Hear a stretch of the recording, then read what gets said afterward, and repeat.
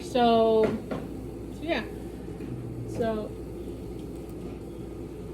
when we're gonna start sketching, and when you start sketching, this is kind of like an idea of how your sketch should look like. It should show the form of the of your jack-o'-lantern, like what you want to make, where you're gonna carve into it. It should show where you're gonna carve the lid, and how you're gonna have the handle, if the handle's gonna be hair, or if it's gonna be a hat or some other thing. Please label how the jack-o'-lantern is going to look like. It will help for me and Mrs. Creole to identify what it is that you're thinking about doing and how you're going to approach this. So this image shows exactly how to do it.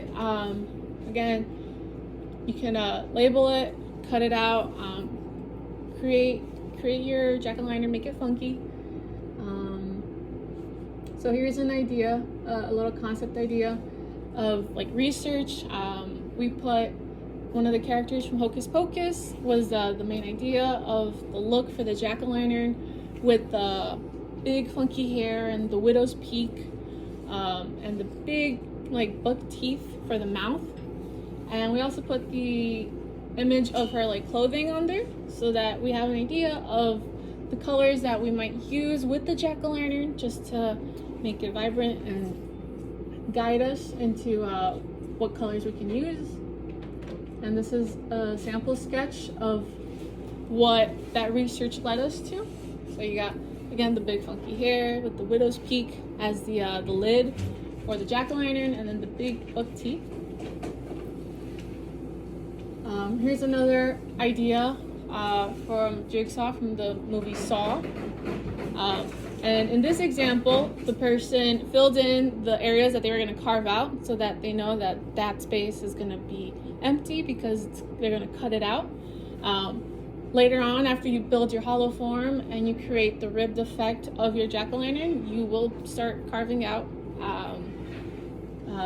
the eyes and the mouth. But that's in a couple of days. And yeah. So, key thing to keep in mind when you are creating your sketch, especially when it comes to the eyes, is you don't want to have anything floating where you're gonna carve. So, here's a jack-o'-lantern, for example. If you're gonna have an eye, you can't do this, because right here, this is gonna be carved out. You can't have anything floating. It's not possible.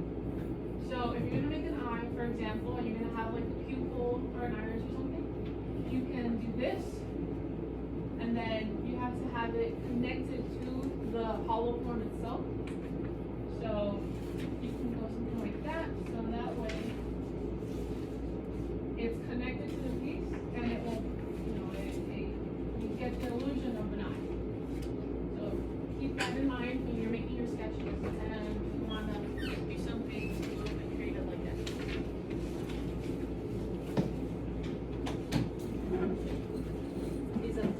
So, alright, so we're going to be doing a research and sketch, and then when you're done with that and you get that approved, you're going to start on your hollow form. So I'm going to show a little quick video of the hollow form, and just pay attention to it. We'll review it again if you need to later on, but it's also in your Google Classroom at the very end of the instructions. So.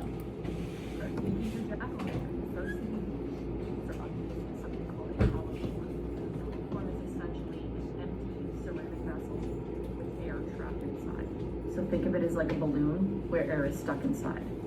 It's hollow, just like a hollow chocolate bunny, okay, and that air gets trapped inside. So in order to start by making your hollow form, you need to get 2 balls of clay, one that is slightly bigger than the other. All right, so when you're gonna create your hollow forms, your hollow form is created with 2 pinch pots.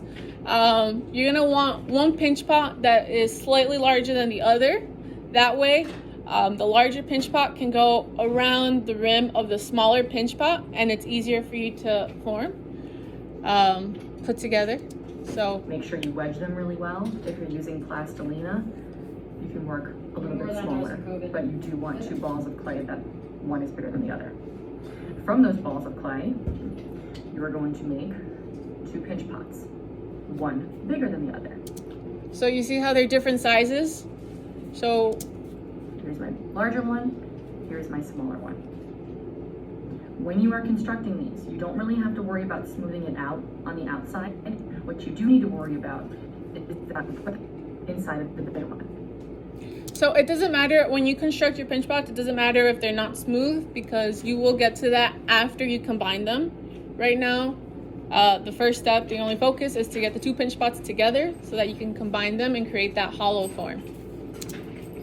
Nice and snug constructing your pinch pot, what you may need to do on one of them is kind of pull the outsides outward a little bit and the smaller one inward slightly for them to be able to fit together. The other thing that is very key in constructing your pinch pots is that you have to make the walls thin. You want thin pinch pots, because essentially what's going to happen is these two are going to overlap, and inside you're going to have an overlapping piece of clay that has to get trimmed away. When you're carving, just like you would be carving a regular pumpkin, you want to make sure that the walls are thin. It makes carving a whole lot easier and it looks a lot better. So after you construct your 2 pinch pots, you're going to gently fit them together, lip to lip, and then just using your finger and light pressure, you're going to begin smearing and sealing the edge.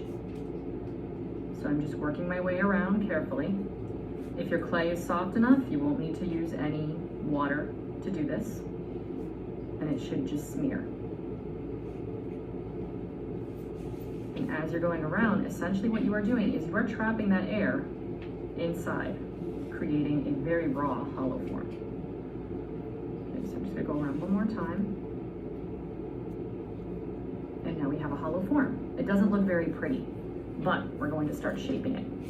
So what you need to do is, after you construct your raw hollow form, which is what this is, you need to look at your sketch that you created and see what the shape is of the pumpkin that you sketched. Mine here is circular, so I'm gonna need to make this kind of funky egg shape into a circle. If you're doing something that's very long, you're gonna have to elongate, okay? So that's something to definitely consider, is take a look at your sketch before you move on to the next step. The next step is relatively easy. So all you need to do is just lightly roll your piece, and I'm not using any pressure, it's just the pressure of the clay. And what will happen is it will start to form into however you want it to look. So I want mine to be more of like a ball. So I'm actually just gonna roll it around like I would a piece of clay to turn it into a ball. All right, so I'm putting a little bit of pressure down here, not too much, but what you'll find is because you trap that air inside, you actually get a little bit of resistance, and it'll prevent your piece from deflating. Okay, if you go too hard, you will deflate your piece. So if you start doing this and it starts to go in on one side, you're gonna have to stop and start over.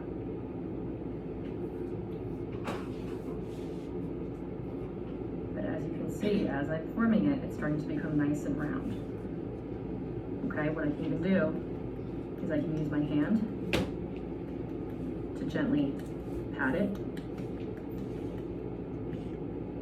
and apply a little bit of pressure to the areas that I think need to get flattened or rounded or whatever you need to do to sculpt it. But you can see it happens pretty quickly. And again, the key is to make sure that your clay is soft. Otherwise, you're going to be struggling to get it to form correctly. Pretty good. Okay, from this point, once you get the form and it's the shape that you want, you need to spend a little bit of time with a cup of water and a sponge, or just your finger, and just use a little bit of water to start smoothing out that surface. Okay, you don't need to spend a ton of time, but you can see I have a few little indents here. I have some texture from my canvas right here. Okay, so again, you can just use your finger and some water, or if you want to use your sponge, and you're essentially erasing away any little imperfections that you have on the surface. All right, so after you create your hollow form, you're gonna smooth it out, and if you get to that point, then tomorrow we're gonna go over ribbing the pumpkin so that it has that pumpkin effect. You know how pumpkins are a little bumpy; they're not completely smooth and flat. So at the bottom of the assignment, we're gonna have the expectations. So